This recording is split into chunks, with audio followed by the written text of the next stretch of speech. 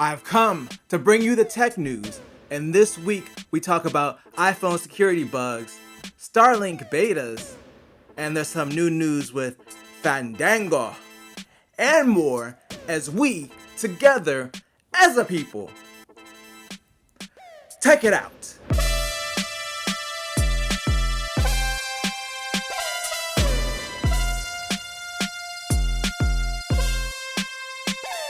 Welcome to another sensational Saturday. This is Mike, and this is Mike Text It Out. And when there's Mike Text It Out, and there's a Saturday, there's Saturday news, and that's what I'm here to deliver to you, all for free 99. That's right, no fees, no taxes. Let's do it! And in our first story, let's talk about Amazon and how they might be in hot water for violating their own policies. So, it came out recently that some employees at Amazon may have used sellers' data, which is against their policy, to kind of determine and design their own products. So, for obvious reasons, this is bad, right? Because you're selling something on Amazon. Let's say you came up with this new product and it's doing really well, and then they take your data, like how your sales are doing, you know, your customer base or whatever. They design their product to match yours or exceed it at a lower price. And they got all this information. They got all this marketing information or information that they can use to market and target the demographics and beat out your product that you're selling on Amazon.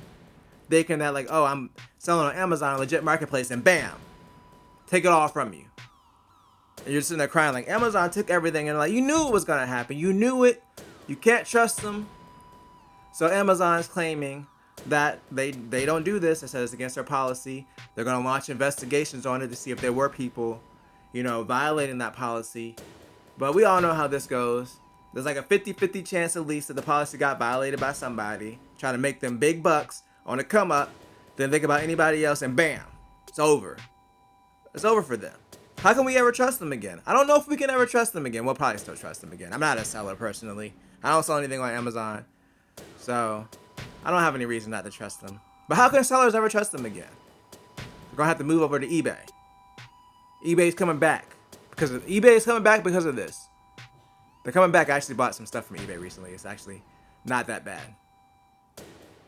Trust. It's the key. Speaking of key, Fandango, popular movie ticket online buying service. That's what they're known for. They never found the key to doing their own online video service until now, because it's been announced that Fandango is going to buy Vudu from Walmart, so the deal is expected to close within the next few months.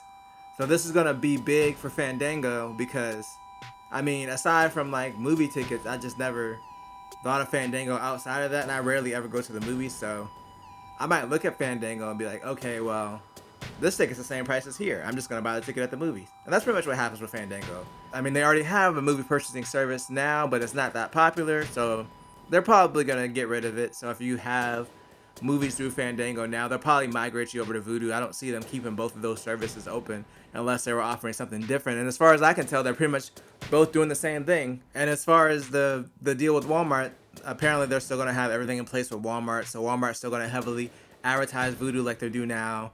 And they're still going to have all those same deals in place. So, I mean, it's a good look for Fandango. As someone who uses Vudu because we buy a lot of physical movies still because we're old and they come with the codes to redeem the digital copies on Vudu, I hope not much changes. I actually like Vudu. It's nice to be able to have the movies I own physically, the digital copy, because maybe sometimes I don't feel like having my nice movie night that's very stagey and, you know, you have the Dolby Atmos. It's nice to have that occasionally, but sometimes you just want to watch a movie.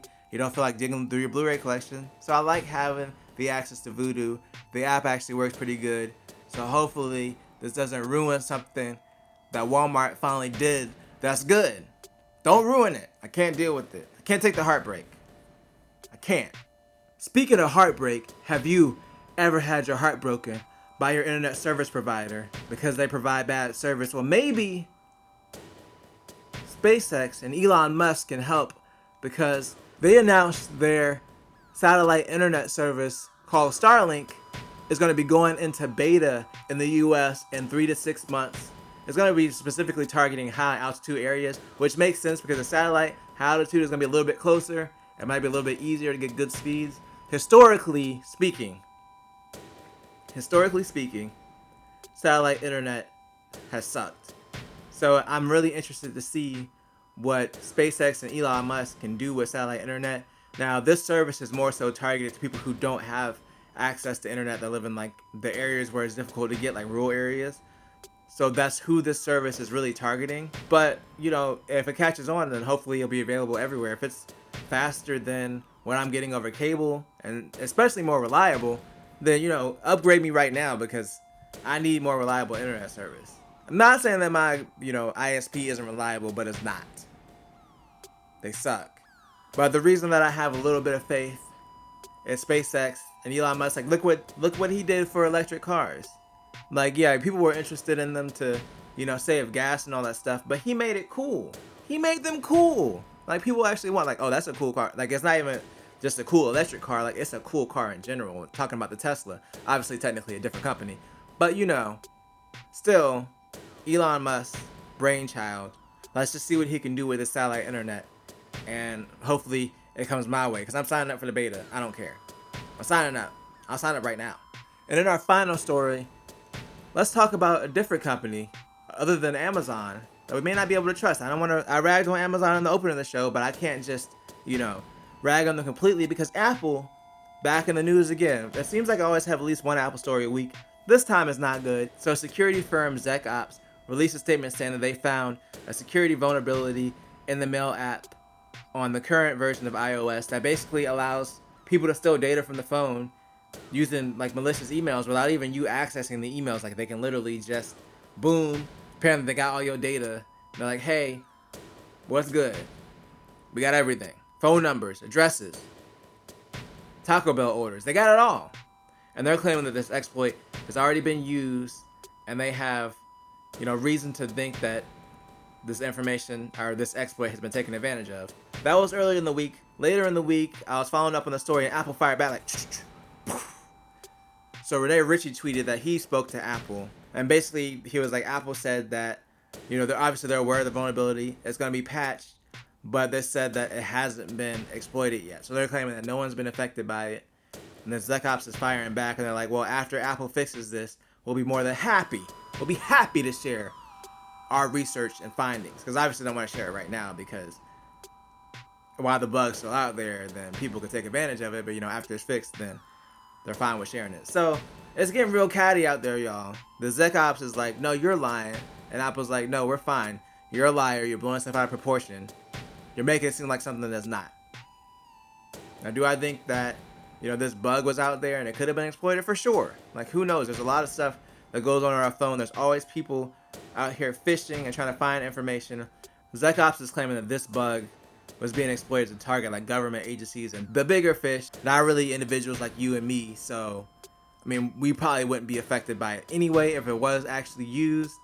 But again, just make sure to watch for suspicious activity, even though this one, they're really, like, if they send an email and they can hack your phone without accessing it, there's really not much you can do in that case, other than keep yourself up to date. So if you're on an iPhone, look out for that update, because, you know, it's supposed to be coming, y'all. I don't want my stuff to get stolen. And speaking of stolen, I've stolen enough of your time away this week. But don't worry, I'll be back next week with more tech news. And if you enjoyed this video, make sure to tell a friend, tell a coworker, like, share, and subscribe, and always do at least 2 things at the same time.